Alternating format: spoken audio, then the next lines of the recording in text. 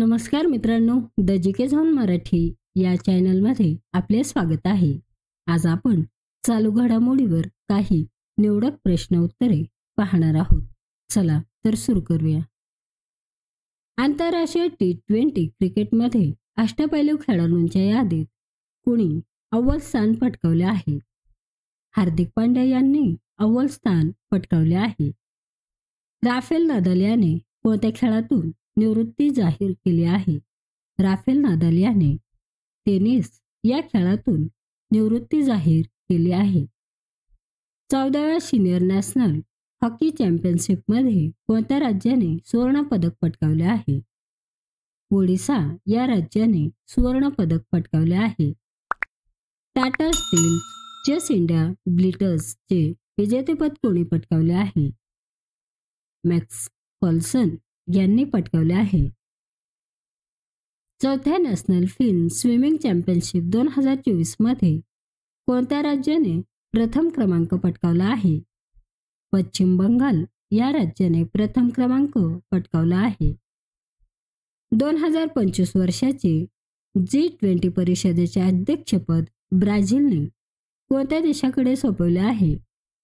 दक्षिण आफ्रिका या देशाकडे सोपविले आहे. समुद्र शिखर संमेलन सागर मंथन द ग्रेट ओशन डायलॉग 2024चे आयोजन कोठे करण्यात आले होते?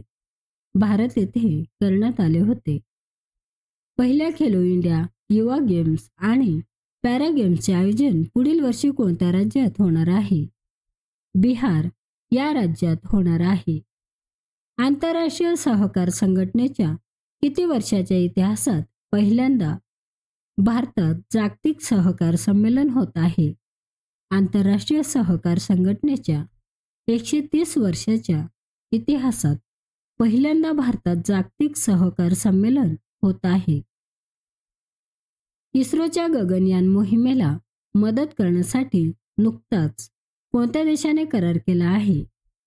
ऑस्ट्रेलिया या देशाने करार केला आहे. भारताचे पंतप्रधान नरेंद्र मोदी यांना कोणत्या देशाच्या द ऑर्डर ऑफ एक्सलन्स या सर्वोच्च पुरस्काराने सन्मानित करण्यात आले आहे? भारताचे पंतप्रधान नरेंद्र मोदी यांना गयाना या देशाच्या द ऑर्डर ऑफ एक्सलन्स या सर्वोच्च पुरस्काराने सन्मानित करण्यात आले आहे.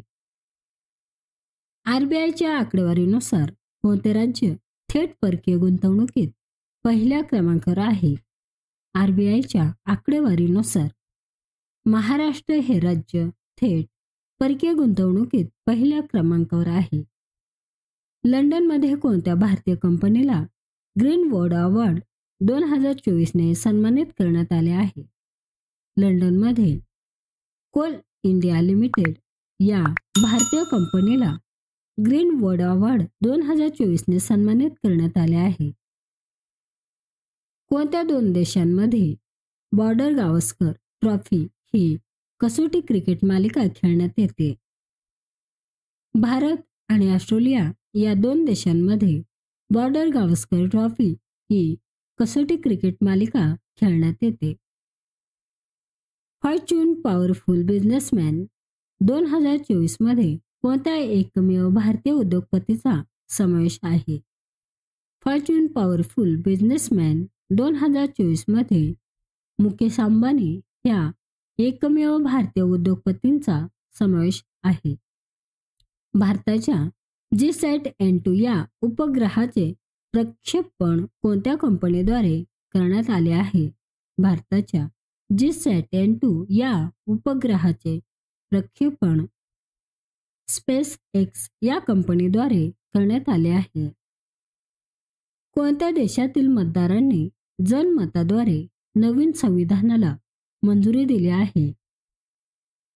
गैबॉन या देशातील मतदारांनी जनमताद्वारे नवीन संविधानाला मंजुरी दिली आहे. कोणत्या राज्य सरकारने इलेक्ट्रिक वाहनासाठी रस्ते आणि नोंदणी करारावर 100% सूट जाहीर केली आहे? तेलंगणा या राज्य सरकारने इलेक्ट्रिक वाहनांसाठी रस्ते आणि नोंदणी करारावर 100% सूट जाहीर केली आहे. जागतिक प्रतिजैविक प्रतिकार जागरूकता सप्ताह 2024 कधी साजरा करण्यात येतो? 18 ते 24 नोव्हेंबर दरम्यान साजरा करण्यात येतो. जगातील पहिल्या महिला बस डेपो सखी डेपोचे उद्घाटन कोणत्या शहरात करण्यात आले आहे? दिल्ली या शहरात करण्यात आले आहे. कोणत्या देशातील युनिव्हर्सिटीने गुजरातमधील गिफ्ट सिटीमध्ये आपला इंडिया कॅम्प सुरू केला आहे? ऑस्ट्रेलिया या देशातील युनिव्हर्सिटीने गुजरातमधील गिफ्ट सिटीमध्ये आपला इंडिया कॅम्प सुरू केला आहे. ग्लोबल सॉइल कॉन्फरन्स 2024 चे आयोजन कुठे करण्यात आले होते? नवी दिल्ली येथे करण्यात आले होते. 50वी अखिल भारतीय पोलीस विज्ञान परिषद कुठे आयोजित करण्यात आली आहे? गांधीनगर येथे आयोजित करण्यात आली आहे. भारतीय नौदलासाठी युनिकॉर्न मास्टच्या निर्मितीसाठी भारत आणि कोणत्या देशात करार झाला आहे? भारत आणि जपान या देशात करार झाला आहे.